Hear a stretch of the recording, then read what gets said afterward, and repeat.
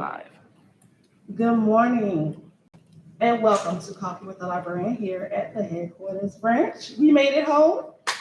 So today I want to tell you a little bit about things that we have going on this week at the headquarters branch. On Saturday, we'll be having a wedding expo. We have vendors, all you guys come out and support. So with that being said, let's go ahead and get started with our director. And we have a guest today, Chief Roberts. Good morning, everyone. Thank you again for joining us for another episode of Coffee with a Librarian. We are extremely excited to be joined by our esteemed Chief of Police, Chief Kevin Roberts. And so today we'll get an opportunity to learn a little bit more about Chief Roberts and what the Clayton County Police Department has in store for the community and any information, again, that can be shared by the Chief. So again, thanks, Chief, for joining us today. Absolutely. Yeah, we were kind of switching things up a little bit and reaching out to different community partners and leaders. And we want to be mindful of your time, but also thank you again for joining us today. So if you would, sure. So if you wouldn't mind telling the public a little bit about yourself and what got you into law enforcement. I'm Kevin Roberts, currently the Chief of Police for the Clayton County Police Department. I've been chief a little bit over 5.5 years. Been with the agency 25.5 years. Before my employment with the police department, I was employed with the Georgia Department of Corrections for 4 years. And working in that correctional environment let me know that I wanted to do more. And it led me to join the Clayton County Police Department in 1998. Very nice, very nice. What would you say is the most rewarding aspect of your job? The people in the department and the people in the community. You get an opportunity to meet different types of people and you can actually see your job fulfilled at the end of the day. Very nice, very nice. What are some initiatives that the Clayton County Police Department is undertaking that may make communities feel safer or make them feel safer?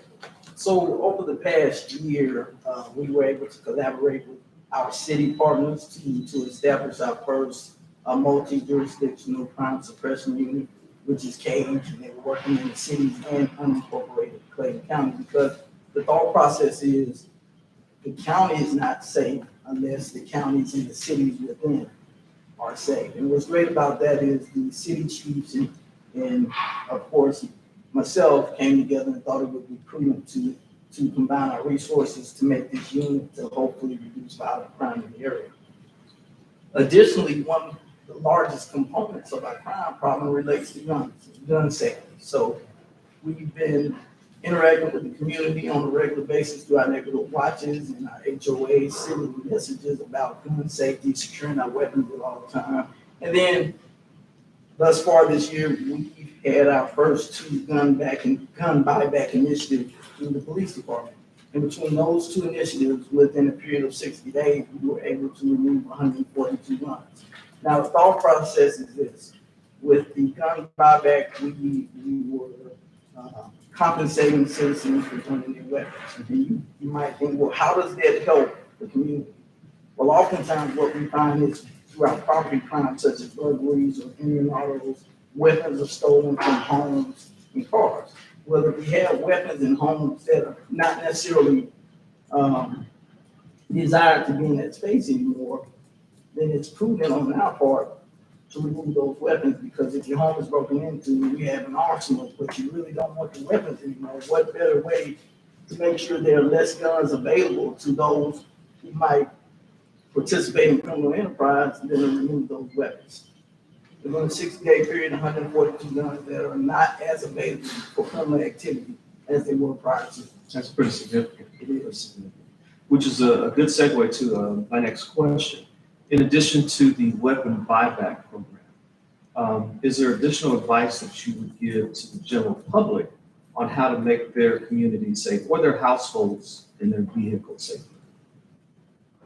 Technology. So if you have the ability to incorporate a camera system into your leased or owned property, I think that's a prudent thing.